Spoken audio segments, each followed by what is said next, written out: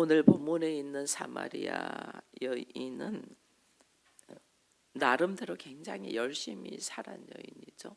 그 나름대로 굉장히 열심히 살았다는 것은 그에게 바라고 있는 소망이 뭐냐면 남편을 5번이나 바꿨잖아요. 남편을 5번이나 바꿨다는 것은 그에게는 어떤 남편을 요구했냐면, 여기 보면 예수님에게 당신이 야곱보다 크니까 이런 이야기를 하거든요. 이 여인에 있어서 자기의 그걸 뭐라죠? 로망이고 자기가 바라는 남자는 어떤 남자냐면 야곱이에요. 야곱 같은 남자. 우리 야곱은 영적인 축복권, 장자의 축복권이, 내가 장자가 아닌데도 장자의 축복을 받을 수 있도록 능력을 수고를 하고 능력을 행하고, 그 장자의 축복권뿐 아니라 그가 물질적인 부도 이룬 사람이잖아요.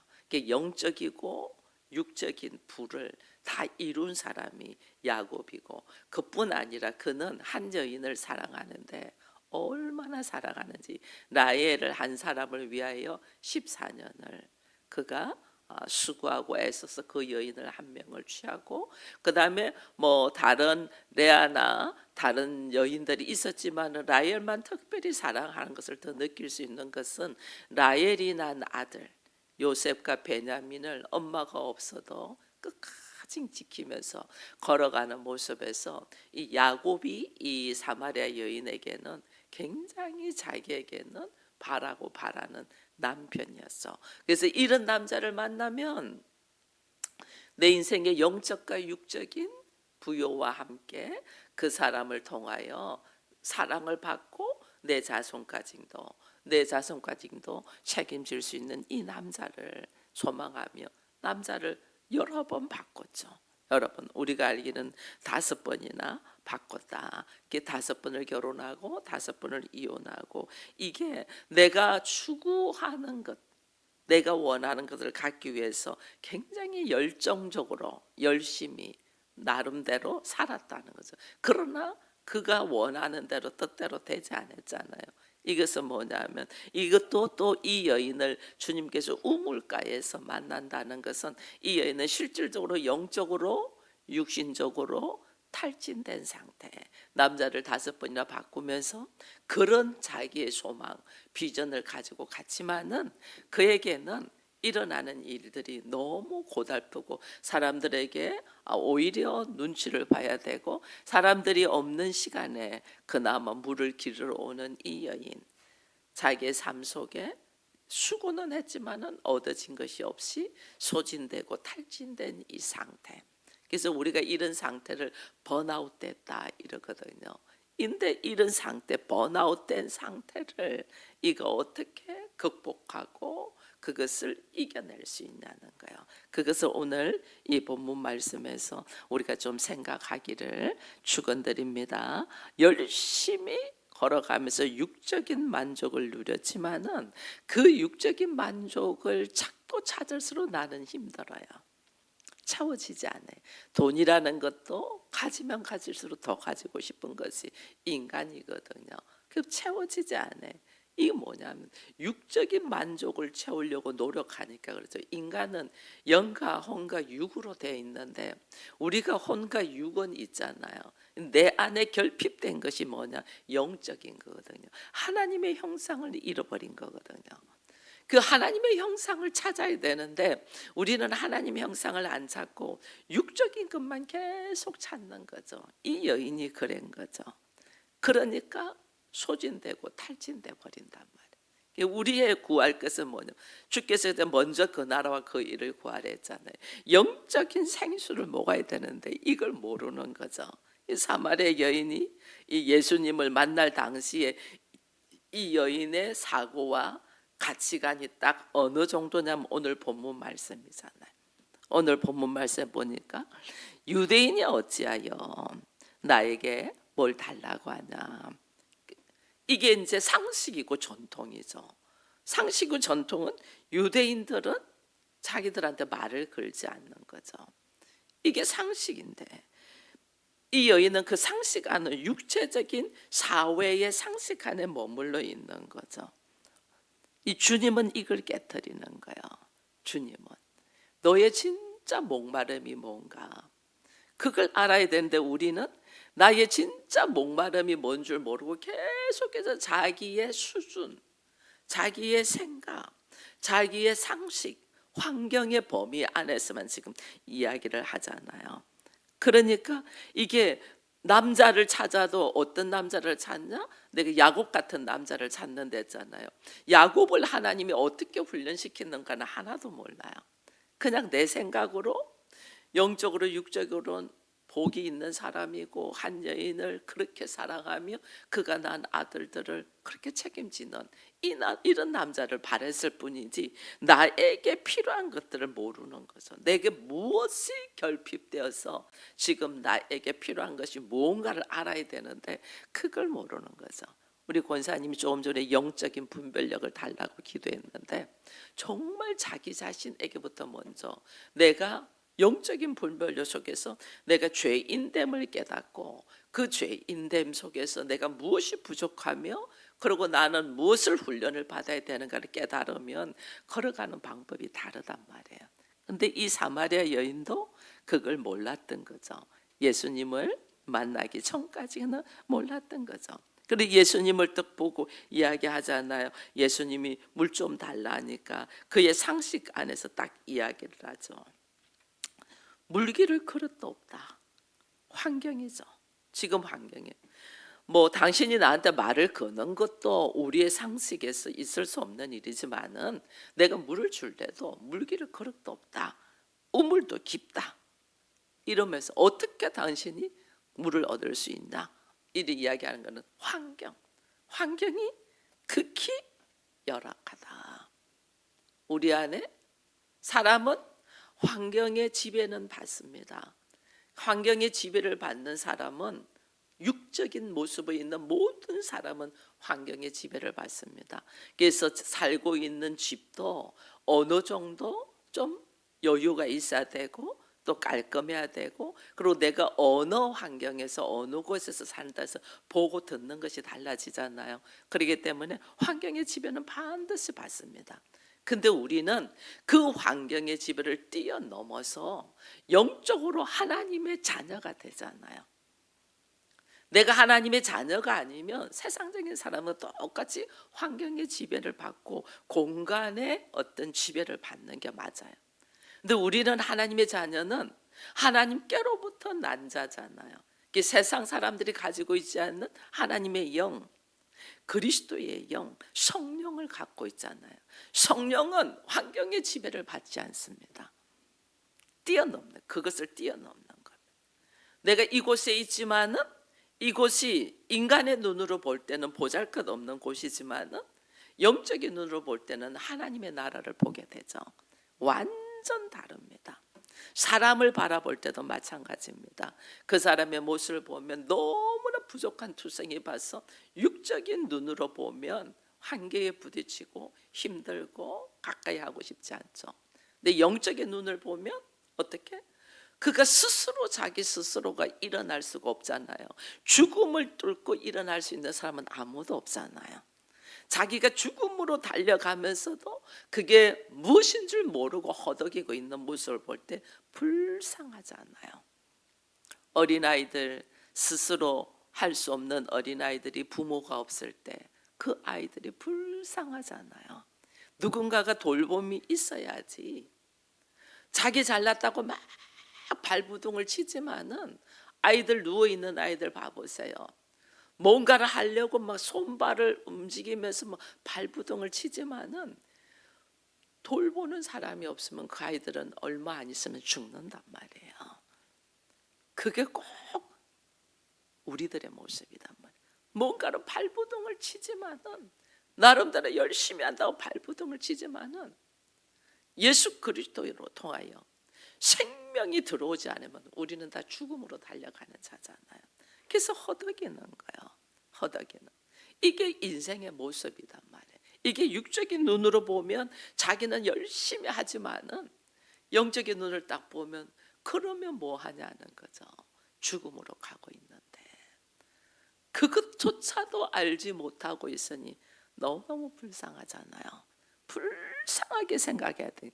근데 영의 눈이 열리지 않는 사람들은 보이는 육적인 모습으로 내가 물길을 걸어도 없는데 우물은 깊은데 이러면서 자신들이 보는 가치관으로만 본단 말이에요. 이 여인도 그랬어요. 예수님 만나기 전에는 자기 안에 딱 생수를 지금 갈급해 하는 것이 뭔조차도 모르고 그가 허덕이고 있잖아요. 근데 예수를 딱 만나고 보니까, 예수님을 만나 보니까 달라지는 거죠. 환경 탓, 뭐 주변 무엇 탓을 하고 있던 사람이 예수님을 통하여 관심사가 달라지는 거죠.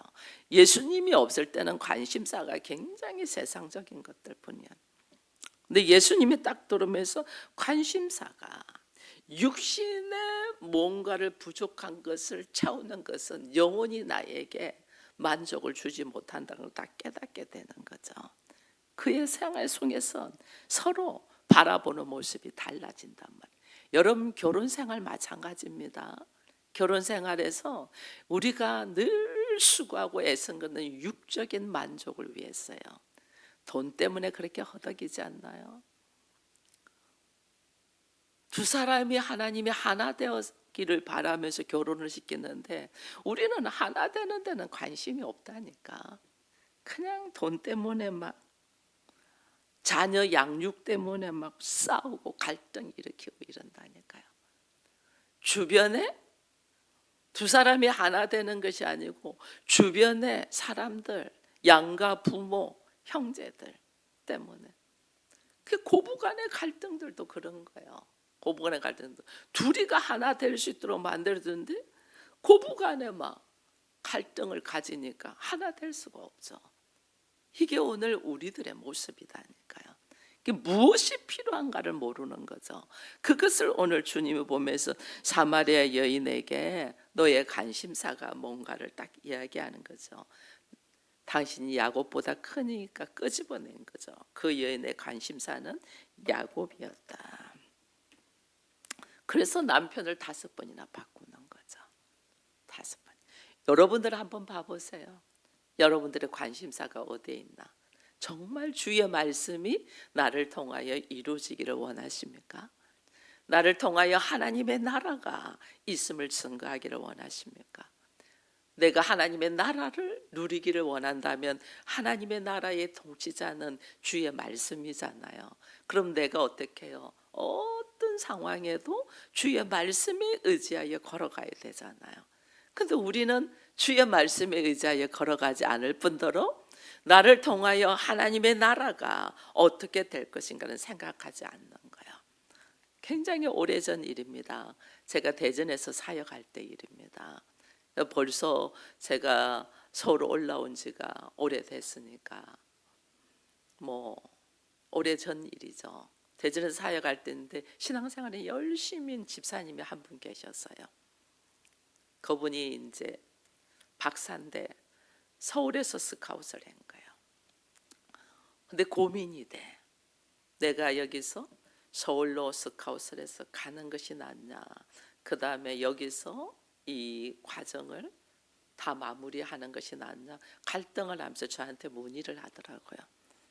그래서 물어봤어요. 서울로 올라가고자 하는 것이 하나님의 뜻인가 아닌가를 놓고 기도는 해보셨습니까? 라고 물어봤어요. 기도해보지 않았다네. 그러면 어떤 것이 하나님의 뜻인가를 놓고 기도할 때에 이것이 내가 연봉이 더 좋고 내가 좋아서 가려고 하는 거냐, 아니면 하나님의 나라를 바라보면서 가려고 하는 거냐, 그것만 분별하면 된다고 제가 이야기를 해줬거든요. 근데 전혀 하나님의 나라는 생각조차도 안 했다. 전혀 하나님의 나라를 생각하면서 나를 통하여 하나님이 어떻게 움직이고 일하기를 원하는가를 바라보면서 그게 중심이 돼서 가야 되는데, 우리는 하나님께서 그랬잖아요. 먼저 그 나라와 그 일을 구하라. 그래야면 그 모든 모든 것을 더하리라 이랬거든요. 우리는 그 모든 것을 더하리라는 말씀은 너무 좋아합니다. 말씀이 있잖아요. 내게 구하라 내가 주겠다고 했잖아요. 그러니까 우리는 주님이 주신 걸 알고 주님께서 구하는 것은 잘합니다. 근데 그 앞에 있는 말은 생각하지 않아요. 내 안에 있으라거든요. 내가 너희 안에 너희가 내 안에 있으면 무엇이든지 구하라거든요. 근데 우리가 그러면 어떻게 해요? 주님 안에 있고 주의 말씀이 내 안에 있기를 갈망하고 수고해야만이 무엇이든지 구하는 것마다 내게 온단 말이에요. 그 모든 것을 너에게 다 주. 네가 구하고 바라고 있는 그 모든 것을 너에게 다 주겠다 했거든요. 근데 그 모든 것을 언제 다 주냐? 먼저 그 나라와 그 의를 구할 때 그 모든 것을 다 준다거든요. 근데 우리는 먼저 그 나라와 그 의는 구하지 않냐고 내가 구하는 모든 것을 다 주세요라만 한단 말이에요. 그래서 못 받는 거예요. 모든 것은 공식이 있거든요. 근데 그 공식을 모르고 우리는 그냥 답만 갖다가 붙이려고 하는 거죠. 그러니까 인생이 변화가 일어나지 않는 거예요. 인생의 변화가. 그래서 여러분들 오늘 여기 사마리아 여인도 마찬가지예요. 사마리아 여인도 예수님보다 무엇을 하냐? 야곱에게 관심이 있죠. 야곱에게. 그 영적으로 육적이 불을 누린 그 남자. 그러면서도 오직 한 여인만을 그렇게 사랑한 그 남자. 그리고 내가 혹시 문제가 있어서 먼저 죽었을지라도 내 자녀들을 향하여 끝없이 사랑하는 그런 남자를 바라는 이 여인. 즉 예수님보다 야곱 같은 육적인 남자를 찾고 있었다는 거예요. 우리가 돈과 가족보다 예수 그리스도를 더 찾고 있느냐? 여러분 우리 생각해 봐야 되는 꼭 사마리아 여인 같다니까요. 우리는 예수 그리스도가 내 안에 우선순위인가? 말씀이 나에게 우선순위인가? 하나님의 나라가 나에게 우선순위인가? 하나님의 나라가 나에게 우선순위면 하나님께서 우리 가정을 교회로 선포했잖아요. 하나님의 나라가 되게 했잖아요. 그 우리 가정을 하나님의 나라가 되게 한다면 우리 가정을 주의 말씀으로 이루어지도록 기도해야 되는데 전부 다 내 생각과 내 감정이잖아요. 예배 시간을 약속했다. 이건 하나님과의 약속이거든요. 그게 뭐 꼭 일정이 안 맞아서 수요일 저녁이 안 될 수도 있잖아요. 토요일이 될 수도 있고 다른 날이 될 수가 있잖아요. 가족들까지. 그럼 그것은 가족과의 약속이기 앞서서 하나님의, 왜 예배는 하나님께 드리는 거잖아. 예배는 하나님께 드리는. 근데 하나님에게 먼저 약속을 하는 거예요. 하나님은 우리 이날 예배 드리려고 합니다. 왜? 그 예배 속에 누가 함께 있어야 돼요? 하나님이 함께 있어야지 예배지. 하나님 없이 자기들끼리 모여서 하는 건 예배가 아니에요. 가족 모임이지. 그러니까 우선 하나님 앞에 올려드리는 거죠. 약속을. 하나님은 우리 가정은 어떤 교회로서, 교회 이름이 있잖아요. 교회로서 하나님 앞에 언제 예배드리겠습니다. 그때 임재하셔서 우리 가정에 함께하여 주옵소서. 이 예배는 내가 언제 예배드린다는 것은 하나님 앞과 약속이다. 그 약속을 내가 어떻게 함께 사람들과 함께 지키기 위하여 하는 거거든. 그게 우리가 기본적인 자세도 안 돼 있으니까 우리 사정에 따라서 우리 형편에 따라서 맨날 예배를 드렸다 안 드렸다가 뭐 바꿨다가 뭐 했다가, 이건 하나님을 우리가 생각조차도 안 한다는 거예요. 하나님을 어떤 상황에서도 그렇게 하고자. 제가 그랬잖아요. 새벽 기도를 처음에 하는데 한 명도 안 왔다고. 한 명도 안 왔잖아요. 제 새벽 기도 처음에 개척해서 기도할 때 혼자서 단에 서서 사도행전, 찬송, 말씀, 이 빈 공간을, 아무도 없는 빈 공간에 하죠. 왜? 하나님과의 약속이니까. 그러면서 기도를 그러죠. 하나님, 저를 위해서 한 사람만 보내주십시오. 왜? 제가 나태해지지 않도록. 아무도 없으니까 그때는 5시에 했거든요. 아무도 없어지니까 5시에 바로 시작하질 않죠. 5시 1분, 어쩔 때는 5분, 혼자 하니까. 이거 아니야. 이거 아니야. 내가 나태해져. 저를 위해서 한 사람만 세워주십시오. 그게 시작된 것이 서울 기쁨의 교회예요. 여러분 가정 마찬가지예요. 그래야지 갈급하게 하나님께 기도하죠. 하나님, 우리 가족 중에서 한 사람만 함께 호응하면서 예배드리게 해주십시오. 나는 하나님과 약속 속에 언제 어떻게 예배드리겠습니다라고 하나님과 약속을 하고, 그 약속은 어떤 상황이 돼도 내가 지키냐 안 지키냐를 하나님 보시는 거예요. 하나님과의 약속이니까. 여러분, 우리가 하나님과의 약속도 헌신짝처럼 버리는데 사람과의 약속 안 버리겠어요? 버린다니까요. 그 나에게 있어서 관심사가 하나님이냐, 하나님의 나라냐. 사람은 자기 마음대로 예수 없으니까 왔다 갔아요. 여러분 마찬가지. 저는 항상 같은 시간에 예배 드리는데 여러분들은 사정에 따라서 왔다 갔다 하잖아요. 이유 무슨 뭐 빠지고 왔다 갔다 하잖아요. 이 새벽을 하나님과 약속을 했지만은 뭐 알람이 뭐 눌렸다, 몸이 안 좋다, 뭐 하다 막 우리는 왔다 갔다 하잖아요. 근데 하나님은 항상 그 약속과 함께 하신단 말이에요. 그 나의 관심사가 하나님께 있냐, 사람에게 있냐. 사람에게 있으니까 사람이 함께 안 해주니까 예배 안 드려. 그래야 되는 거예요. 그 사람이 함께 안 해주니까 예배 안 드려. 다른 예를 들면 여러분들이 참석 안 하니까 제가 예배를 안 드려. 그건 거예요. 이게 말이 안 되죠. 우리의 관심사가 사람에게, 여전히 사람에게, 누군가에게. 하나님은 우리에게 말해요. 여호와를 알자. 힘써 여호와를 알자. 하나님은 미쁘셔서 우리와의 약속을 끊지 아니하시고 끝까지 이루시는 분이잖아요. 나는 내 수준에 따라서 내 마음대로 하나님이 계시면 어찌 이룰 수 있습니까? 라고 뭐 새벽을 깨우며 기도했다가 자빠졌다가 별짓 다 하지만은 하나님은 나를 향한 약속을 끝까지 지키신단 말이에요. 끝까지. 왜? 왜 그 독생자 예수 그리스도를 우리를 위하여 주셨을까? 우리에게 하나님의 생명인 영생을 주기 위하잖아요. 영생.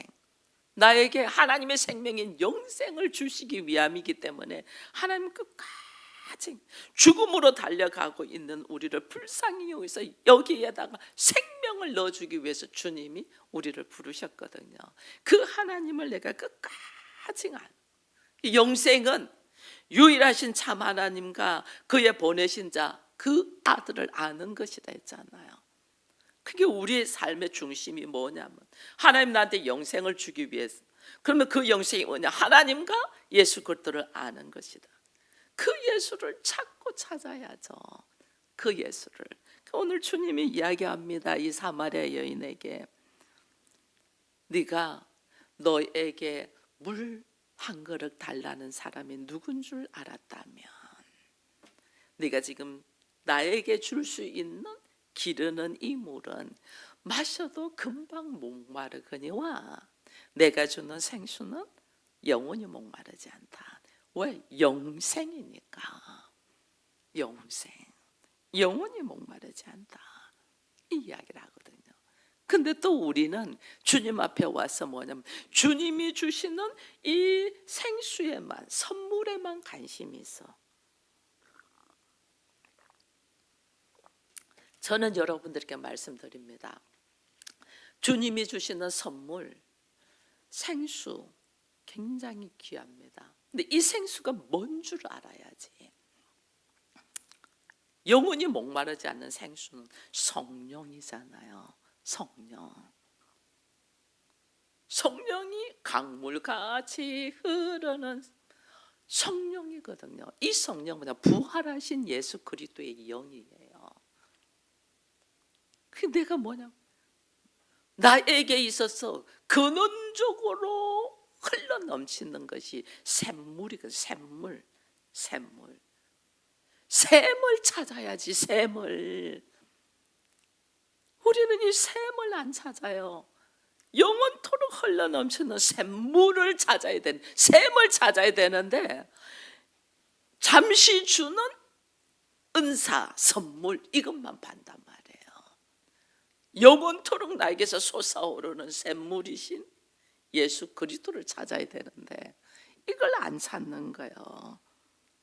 탈진하고 사람들에게 배척당했잖아요. 이 여인의 삶이 잘못되어서 이 배척당한 사람을 주께서는 불쌍히 여겨셔서 이 여인에게 샘물을 발견하라는 거예요.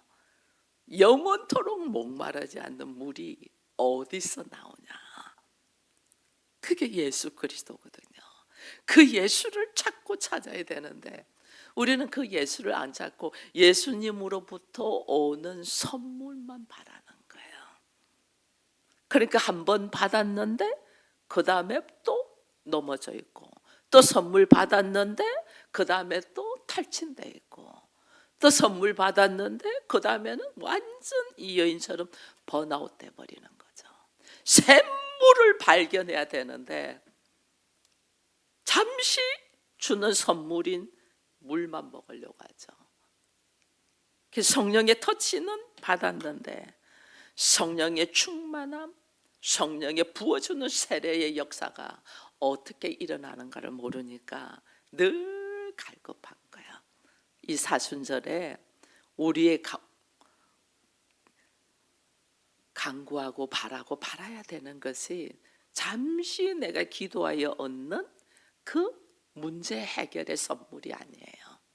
예수 그리스도의 흘러 넘치는 샘물, 그 샘물인 예수 그리스도를 여러분들이 찾고 발견하고 누리기를 축원드립니다. 기도하겠습니다. 하나님 감사합니다.